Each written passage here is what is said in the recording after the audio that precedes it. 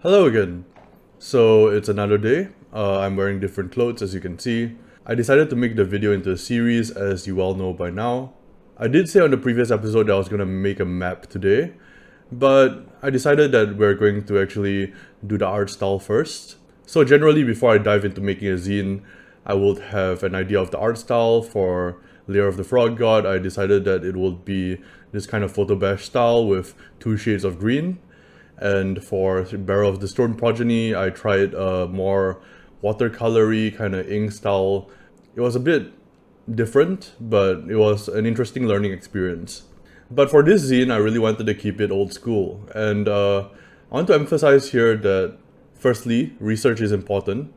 But secondly, you don't have to be an artist in order to actually make the zine look good. You can follow my tutorial for photo bashing, which I will link in the description below. What's important is to come up with a consistent visual style. Or if you're doing a Merc Bark kind of thing, inconsistent visual style. What I'm trying to say is, think about a vibe that you want to set across to your viewers and try to follow that vibe. So, like I said earlier, the first thing is research. Normally I would use Pinterest or I'll use something where I could get the images off the internet, but I don't have internet right now. I've been having internet problems recently, so right now, yeah, I'm a bit out of luck. Luckily, I have some public domain images that I downloaded a while ago. They were compiled by Yohai Gal. I'll leave a link to the Google Drive where you can find all the public domain images that he accrued and put in one place for everybody. Now, this one actually stuck out to me. This is by Andrew Lang. And I was looking at this kind of art style, and I really like it. So since this is in the public domain, you could just straight up, use these images. Especially if it fits the story that you're going for, you can definitely just use the images outright. However, what I'm gonna be doing, since I am kind of an artist, I think, is that I'm going to be emulating this style. Now, this is not something that everybody should do, especially if you don't like doing art or if art isn't your forte. I would recommend everybody try drawing, but some people just don't like it. That's fine. But for me, I would like to draw some stuff. I really like this loose kind of ink work that Andrew has going on here. So I'm thinking about how I can emulate that as I look through these images. But first, I think maybe it will be more helpful for people who don't want to spend all their time on art for me to explain how to actually get these public domain images to a state that's good and ready for you to use in your zines. So I have an image loaded in here. Firstly, I'm in Photoshop right now, but this works in pretty much anything. Anything where you can adjust hue and saturation and you can adjust levels. This will work just fine.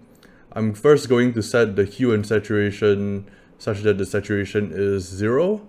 And the next thing to do, which is the most important step, is to go to levels and start adjusting the darkness levels of the piece. So the left side here indicates the darkest spots. So you want it to be around where they start appearing in the graph here. And for the lightest spots here, you want it such that the whites of the background are pretty clear. You also probably want to remove some of the extra stuff on the surroundings. So what I will do is I'll just create a new layer. I'll just start coloring those in. You could of course use a mask or something else, but that's not really needed in this case. And there you go, you have an image ready for your zine. So that's pretty simple.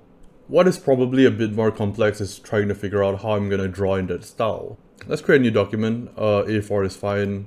Again, I'm in Photoshop. So what I'm gonna do is I'm gonna duplicate this layer, this background layer, and I'm going to set my foreground color to black and my background color should be white.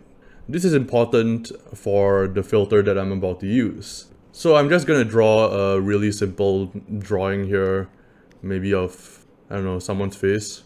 Yeah, doesn't need to be fancy. I think something like this will be just fine. So what I'm going to do now is I'm going to convert this to a smart object. And I'm going to go to filter, filter gallery, and I already have this set up, but basically I'm using grain with these settings and stamp with these settings. And I'm not sure if it's visible, but it kind of creates this Xeroxed, photocopied, smoothed out look.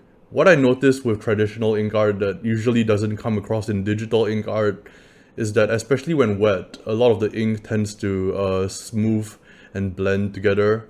And I think this replicates that somewhat well. So this is the original image. I'm gonna put it side by side here. So yeah, this is the original image and this is the smoothened out image that I'm trying to go for. So at this point, I can just start making additions here. I'm actually going to draw this in a new layer, but usually when testing out a new art style, I will just, draw whatever comes to mind or whatever I fancy. In this case, I just want to draw a skull. I recommend sticking to subjects that you're familiar with. It doesn't have to be stuff that is, for the zine itself. Like, it doesn't have to be cultists with hooks or whatever is what I'm trying to say. So I'm going to save this, and that is the result that we're going to see. And at the same time, on another screen usually, I will have the reference art that I'm trying to look at and try to recall the details of. I'm trying to get around the same feel.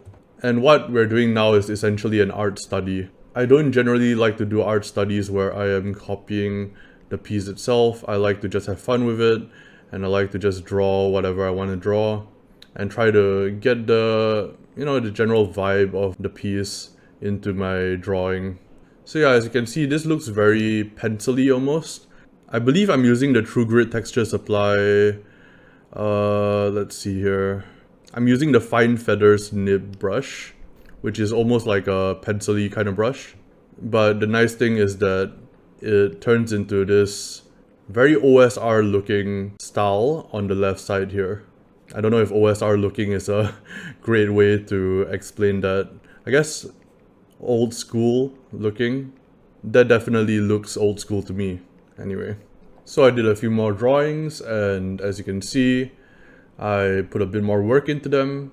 So this is the original art that I drew up, and as you can see here, it's a lot more smoothed out, a lot more inky, and I tried to draw stuff that could be in the zine. Like, I could see this being the hit cleric, for example. Cultist, sleeping on a hook. I think I have a general handle on the style I'm trying to go for. So in the next episode, we'll be trying to draw the map with these visual and stylistic constraints. So I'll see you then. Bye bye!